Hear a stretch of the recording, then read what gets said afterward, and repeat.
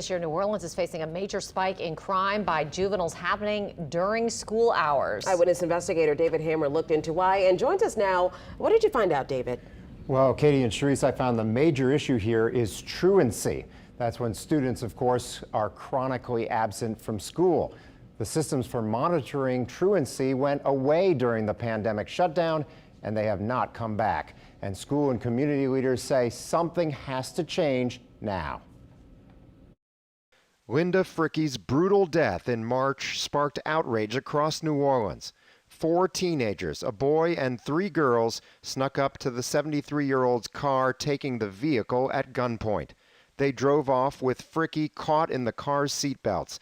Surveillance video shows the carjackers dragging Fricke down the street until they dumped her dismembered body here. Mark Mascar witnessed it all from his house and rushed to Fricke's side to console her as she died. When I got to her, I was the first one over there. She was still live. I could feel a pulse and stuff, but barely alive. You know, she was struggling for breath. It didn't take long before he wondered why the teens weren't in school. Somebody is responsible for those children during the daytime, to report it, to monitor, you know, and see where they are.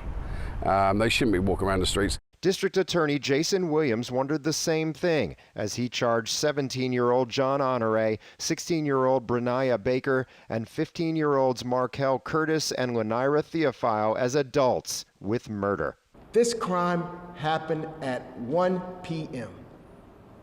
in broad daylight on a school day.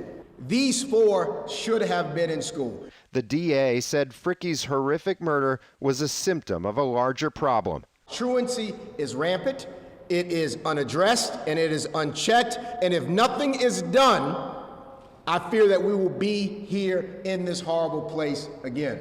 In 2019, NOLA Public Schools had 12 school resource officers to handle truancy complaints for all 90 public charter schools in the city.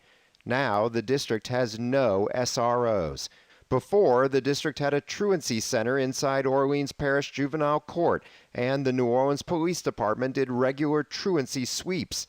Chief Juvenile Court Judge Raynor Derensburg said all that went away during the COVID shutdown and never came back. As kids know that no one's checking for them to be in school and they're not attending, we really need to return to a more robust system of monitoring and supervising which youth are in school and when they aren't. And do you believe that if truancy were being enforced, like it was before the pandemic, that would have a direct impact in reducing juvenile crime? Yes, I believe that if we were monitoring youth, providing necessary resources and supervision, yes. State law requires schools to meet with parents after a student has 3 unexcused absences.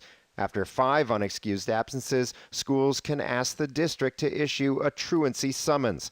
When the district had SROs in a truancy center, the police issued summons to bring truant students into the court's Families in Need of Services program known as FINS. Before the pandemic, we had a very succinct system of watching youth, and the court worked very closely with the school system. Schools reported hundreds of truant cases to the New Orleans Public School District in the fall semester of 2021, but only 44 were ever referred to the FINS program. That left individual charter schools to do their own truancy sweeps, and now FINS truancy cases are outpacing even what was seen before the pandemic. From 46 truancy cases in the spring semester of 2019 to 83 in the spring semester of 2022, an increase of 80%. Unlike other school districts across Louisiana, the New Orleans Public School District says it doesn't keep any citywide truancy data. That's because the city's 90-plus charter schools are run by more than 40 charter networks. They have to report their own truancy numbers to the State Department of Education. I believe that centralizing attendance is one of the most important things we need to do in a school system. Take Homer Plessy Elementary, for example.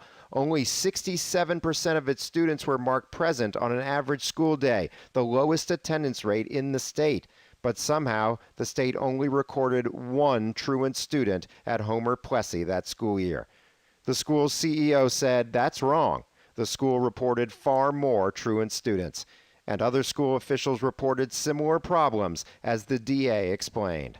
And it appears that in some schools, close to 30 to 50% of students are not back in the classroom since the COVID shutdown. And there is no outcry about that. There's been no real discussion about that. Now, there are some signs that that's changing. Williams said he's met with the new school superintendent, Avis Williams, and Mayor Latoya Cantrell's office has held 3 working group meetings with school leaders and NOPD to come up with an enforcement strategy. We will see soon enough if that works. Kids start back to school in less than 2 weeks. Katie?